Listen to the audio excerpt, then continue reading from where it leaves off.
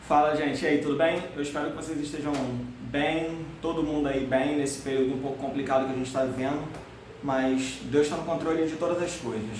Fala, adolescente da IBA, eu espero que vocês também estejam bem, principalmente vocês, né? E aqui hoje a gente vai falar da segunda lição da unidade 2 da nossa apostila sobre mordomia, mordomia e a vida. No caso da lição 2, mordomia da vida.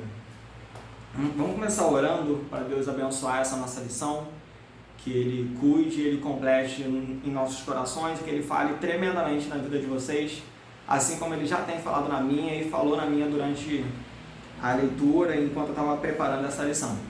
Vamos orar. Senhor, meu Deus e meu Pai, te agradecemos, Pai amado, por tudo. Pai, te agradecemos porque, mesmo estando passando por esse momento de quarentena, Pai amado, temos sentido o teu cuidado, Pai amado. Sabemos que o Senhor está no controle, porque nada foge do controle das tuas mãos, Pai amado. Muito obrigado porque o Senhor é o nosso Deus, porque o Senhor é todo poderoso, porque o Senhor tudo pode, Pai amado.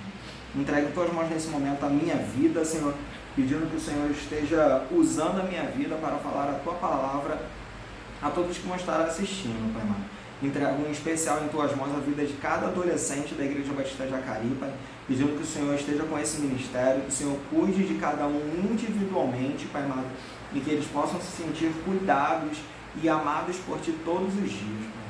Que eles não venham se esquecer, Pai amado, que eles têm a vida, porque o Senhor deu a vida para eles, Pai amado. Que o bem mais precioso que eles receberam do Senhor é a vida, Pai amado.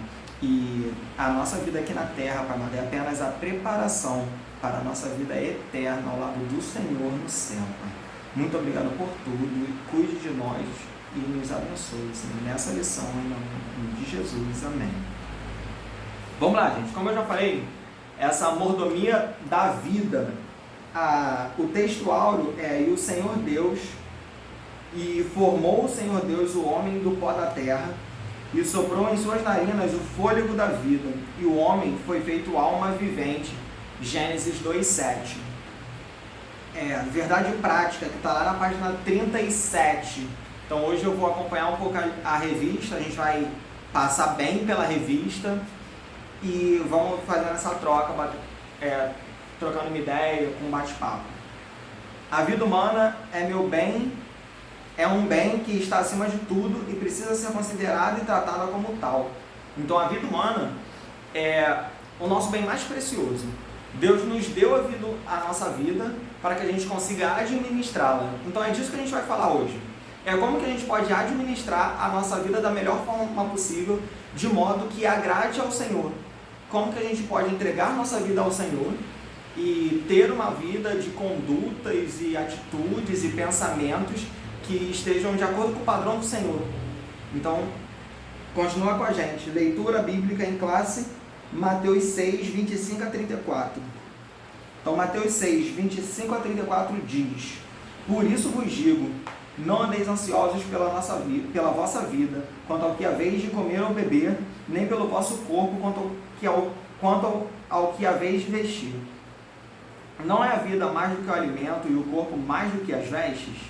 Observai as aves do céu, não semeiam, não colhem, nem ajuntam em celeiros. Contudo, vosso Pai Celeste as sustenta. Porventura, não valeis vós muito mais do que as aves? Qual de vós, por ansioso que esteja, pode acrescentar um côvado ao curso da sua vida? E por que andais ansiosos quanto ao vestuário? Considerai como crescem os lírios do campo, eles não trabalham nem fiam. Eu, contudo, vos afirmo que nem Salomão, em toda a sua glória, se vestiu como qualquer deles. Ora, se Deus veste assim a erva do campo, que hoje existe, amanhã é lançada no fogo, quanto mais a vós outros, homens de pequena fé. Portanto, não vos inquieteis dizendo: que comeremos, que beberemos, ou com que nos vestiremos? Porque os gentios é que procuram todas essas coisas, pois vosso Pai Celeste sabe que necessitais de todas elas. Buscai, pois, em primeiro lugar o seu reino e a sua justiça, e todas essas coisas vos serão acrescentadas. Portanto, não vos inquieteis com o dia de amanhã, pois o amanhã trará os seus cuidados. Basta o dia o seu próprio mal. Esse texto, essa passagem, ela é ela é completamente linda, que ela mostra o cuidado de Deus com as nossas vidas. Deus, ele fala para que a gente não fique ansioso com o que tem que comer, com o que tem que vestir. A gente sabe que a nossa realidade pode não ser de fome, nem de passar necessidade e tudo mais. Só que Deus está no controle de todas as coisas. Então, se você está passando por algum momento assim, saiba que Deus está no controle. Deus sabe o que você precisa. Deus sustenta, Deus cuida. A gente já viu isso em lições anteriores. Sabe? Deus sabe por que Ele colocou você nesse mundo, por que Ele colocou você onde você está, e Ele tem cuidado de você. Então a gente não precisa ficar ansioso com o que a gente vai se vestir, se a gente vai comer, porque Deus cuida, Deus sabe. Não significa que a gente não tem que fazer nada para correr atrás do nosso alimento, ou que a gente não tem que conseguir comprar nossa roupa, que a gente não tem que trabalhar. Eu não estou falando isso. Mas eu estou falando que Deus está no controle de todas as coisas do mundo. Tá? Então a sua vida, ela é cuidada pelo Senhor. Basta você deixar, você entregar a sua vida a Ele. Começando lá na página 38, a gente entende que a vida é uma dádiva de Deus. O que é dádiva? Eu pesquisei dádiva. Dádiva é algo dado por espontânea vontade. Ou seja, Deus não tinha obrigação nenhuma de nos dar a vida. Mas porque Ele quis, no seu grandioso amor, Ele deu ao homem a vida.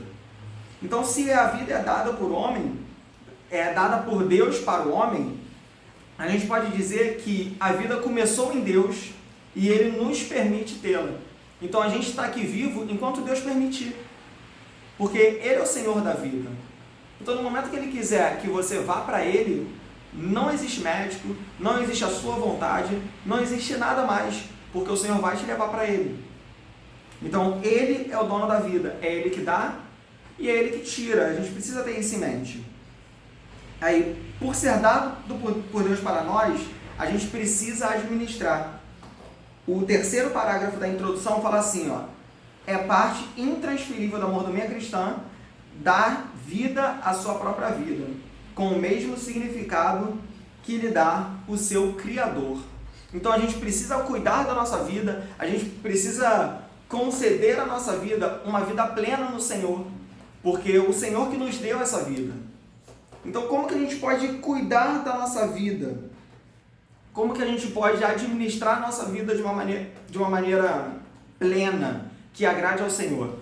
Um pensamento que a gente tem que ter é que não adianta ficar correndo atrás de riqueza, porque de que vale toda a riqueza do mundo? O homem mais rico do mundo não tem mais vida do que eu. Riqueza não compra vida.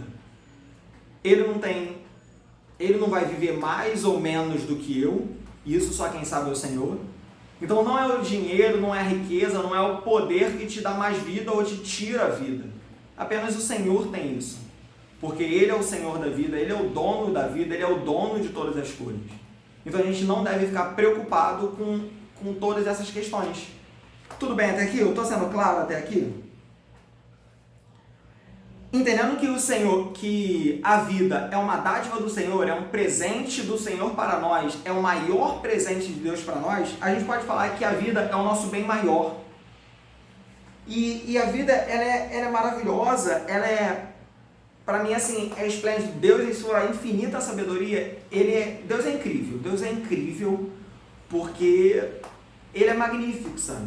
Ele, na sua infinita sabedoria, no seu infinito poder, no seu infinito controle de todas as coisas, Ele dividiu a vida em várias fases e cada fase tem a sua importância. E é legal a gente ressaltar isso, é legal a gente ler isso e a gente perceber, porque a gente consegue se identificar em qual fase da vida que nós estamos.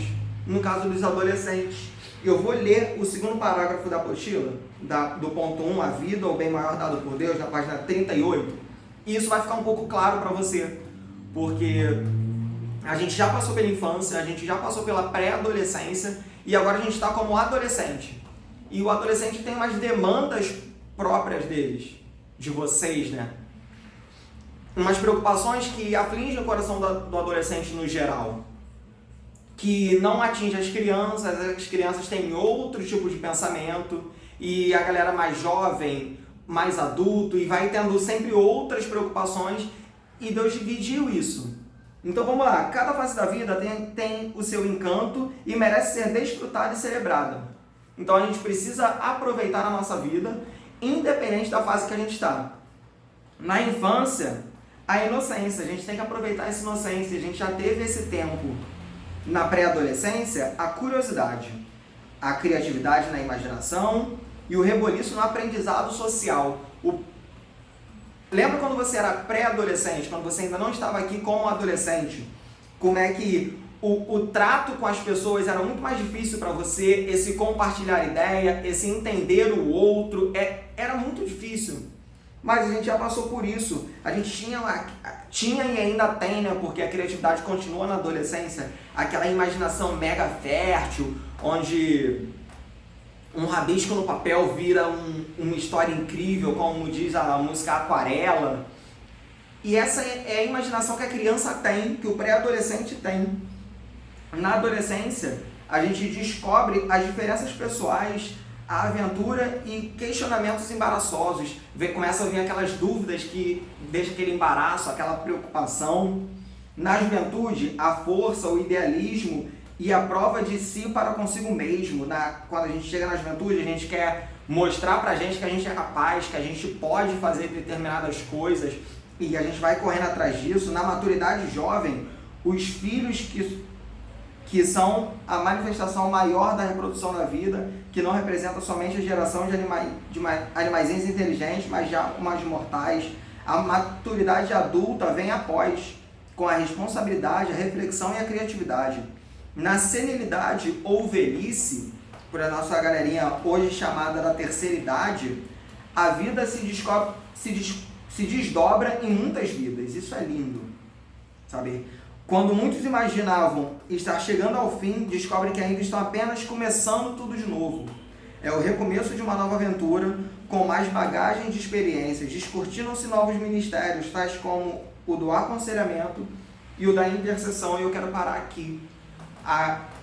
O adolescente, o jovem, é um problema nosso, ou de alguns, esse contato com a terceira idade, sabe? Não consegue chegar para dar um abraço, para dar um beijo. Sempre quando eu vejo o pessoal da terceira idade, os nossos vovôs e vovós lá da Igreja Batista Jacareí, eu sempre procuro tratar com um extremo carinho e é uma dica para os adolescentes. Se aproxima da terceira idade, chega mais perto deles, dá um abraço, conversa com eles, eles têm muita coisa para passar com vocês. Eu já aprendi tanto com os senhores e senhoras que eu já conversei, que eu tenho conversado sempre que posso. Vocês não fazem ideia de quão gratificante é isso, e isso traz uma alegria extrema para eles também. Então fica aí um pedido para a gente tratar com carinho os nossos da terceira idade, porque eles merecem todo o carinho, o respeito, eles têm experiência, eles conseguem aconselhar a gente super bem. Então vamos dar ouvido a eles, porque eles precisam ser ouvidos. Se todo mundo ouvisse a terceira idade da forma que deveria, eu não tenho dúvida que o mundo seria melhor, que a nossa igreja seria melhor e que todas as coisas caminhariam um pouco melhor, porque a gente poderia contar com a experiência deles. A gente precisa entender que a vida sendo o nosso bem maior, a gente tem a nossa vida na Terra, que ela é maravilhosa. Deus deu para nós e a gente vive aqui nessa Terra de maneira maravilhosa. Isso é lindo, a gente poder acordar, respirar, ter mais um dia e sair para trabalhar ou para estudar e conversar com os amigos. É lindo ter isso aqui. Quando a gente tem o privilégio de viver essa vida aqui na Terra com Cristo, isso é, nossa, magnífico. Sabe, eu infelizmente não tive a experiência de crescer na casa do Senhor. Eu fui da igreja, eu era da igreja quando eu era criança. Aí na minha adolescência, nesse período eu me distanciei e voltei já na juventude. Então eu não tive esse período de adolescente na igreja e sinto falta. Sabe, sei que eu perdi experiências maravilhosas dentro da igreja por ter me afastado. Então quando a gente pode crescer com o Senhor, a gente tem que perceber que a vida na Terra, ela é o nosso bem supremo. Só que a gente tem uma vida além. A gente tem a nossa vida eterna. E a nossa vida eterna é maior ainda. A revista diz: a vida na Terra deve ser comemorada como o supremo bem, como algo magnífico. A vida eterna deve ser recebida e comemorada como o excelso bem, algo maior ainda, visto que esta naquela se antecipa, se vislumbra, se concebe e se anuncia para o futuro. Então a gente está vivendo aqui, nessa terra, administrando o que Deus nos dá e nos preparando para um dia estar com Ele lá. E ansiar por essa volta, esperar essa volta não, né? Esperar essa nossa ida a Ele, essa nossa vida eterna, é saber que, independente do que a gente passe, aqui vai passar. Porque o que nos aguarda é o paraíso.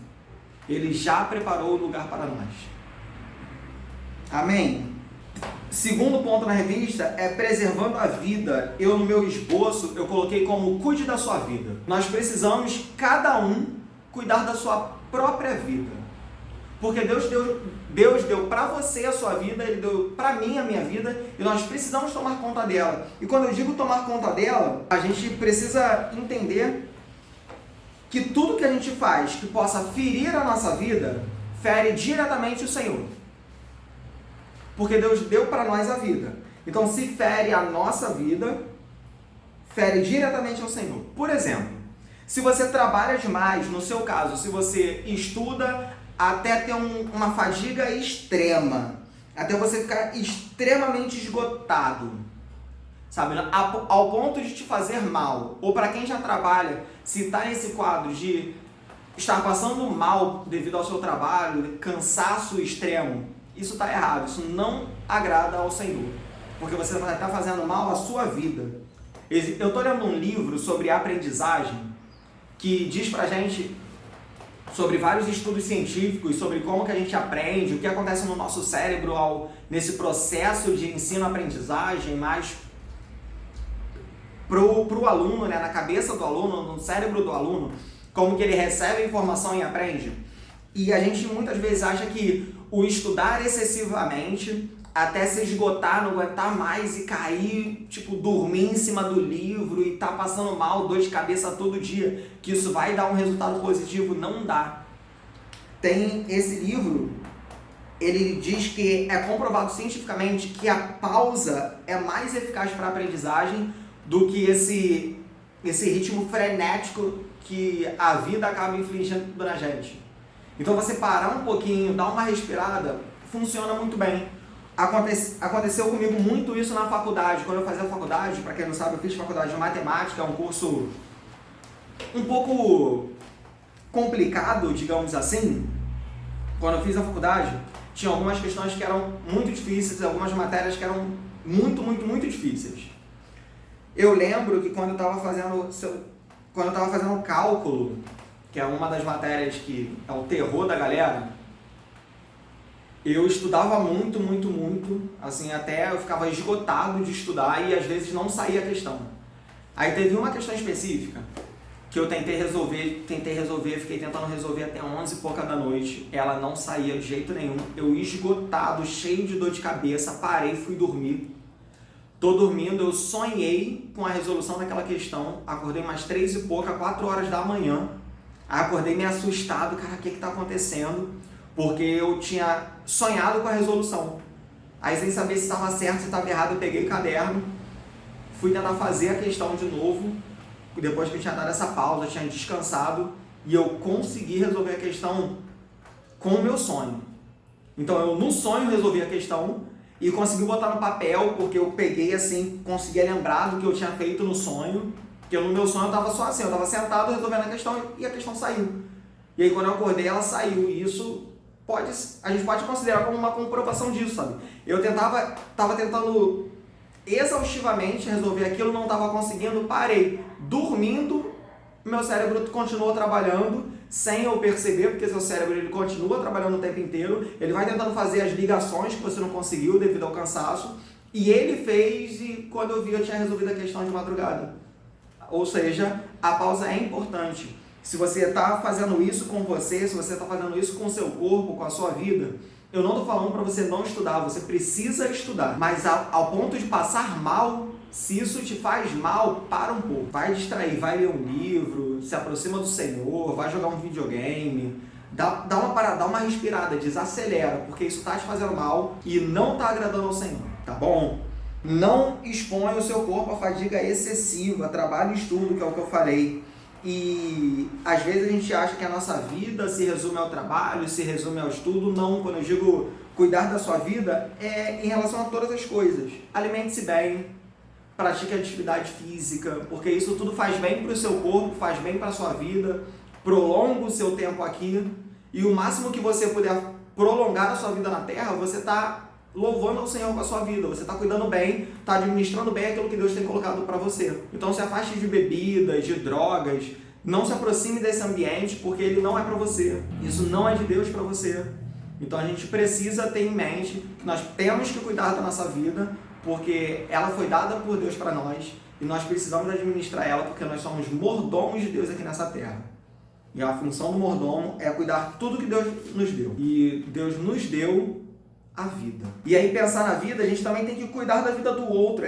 Mas o cuidar da vida do outro não é fazendo fofoca, não é querendo saber da vida do outro, é valorizando a vida do outro. É não fazer nada que venha prejudicar o seu amigo, o seu colega, o seu companheiro, o seu pai, sua mãe, sabe? É que não venha fazer nada que venha agredir a vida dele de alguma forma. Por exemplo, assim, eu sei que a gente não trabalha, mas uma pessoa que tem um estabelecimento que vende bebida, um cristão pode vender bebida, cigarro, pode entrar para as drogas, essa questão toda?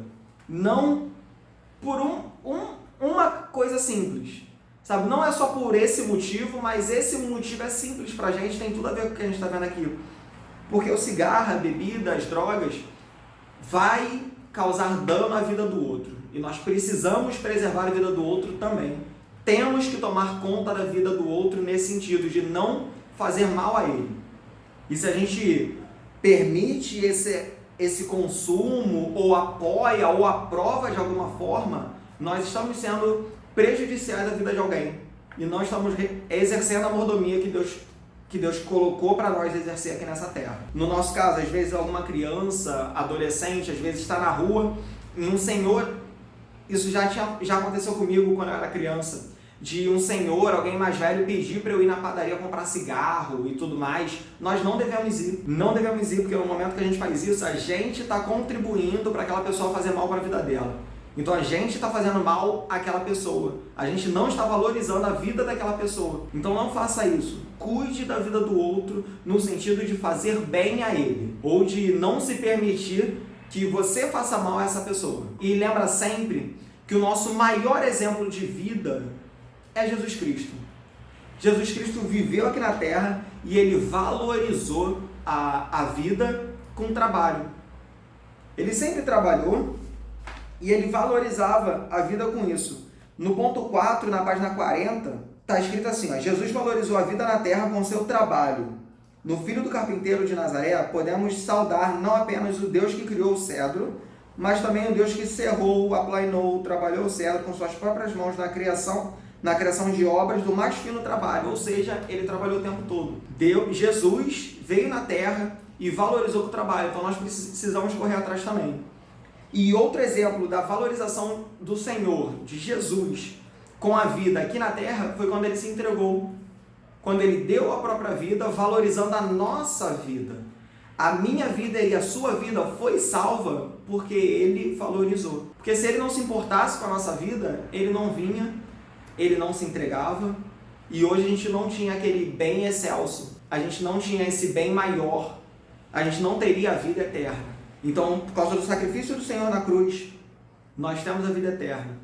Então ele valorizou a minha vida, ele valorizou a sua vida, e nós não podemos negligenciar isso, porque ele se entregou por nós. Concluindo, galera, a mordomia cristã implica necessariamente valorizar a vida na terra como dádiva de Deus para ser celebrada, desfrutada e preservada como antecipação e preparação para a vida que iremos gozar em outra dimensão. quando deixarmos esse mundo. Só quando entendermos que vivemos para Deus na terra é que estaremos aptos para compreender o verdadeiro significado da vida eterna. Para os cristãos que vivem em Cristo na terra, o céu não será um lugar estranho, pois a realidade dominante do céu é a mesma que dominou suas vidas na terra: Cristo. Então permanecemos com Cristo, fiéis a Cristo e servindo a Deus de todo o nosso coração, cuidando da nossa vida e valorizando a nossa e a vida de todos que estão perto de nós. Fiquemos com Deus, fiquem todos com Deus. Até a próxima, um beijo. Vamos orar para encerrar. Senhor, meu Deus e meu Pai, muito obrigado, Senhor, por essa lição. Entrega em Tuas mãos, Pai amado, a minha vida, a vida de cada um e essa lição, Pai. Muito obrigado por todas as coisas que o Senhor tem feito nas nossas vidas, Pai. Complete em nosso coração. Essa é a minha oração. Em nome de Jesus. Amém.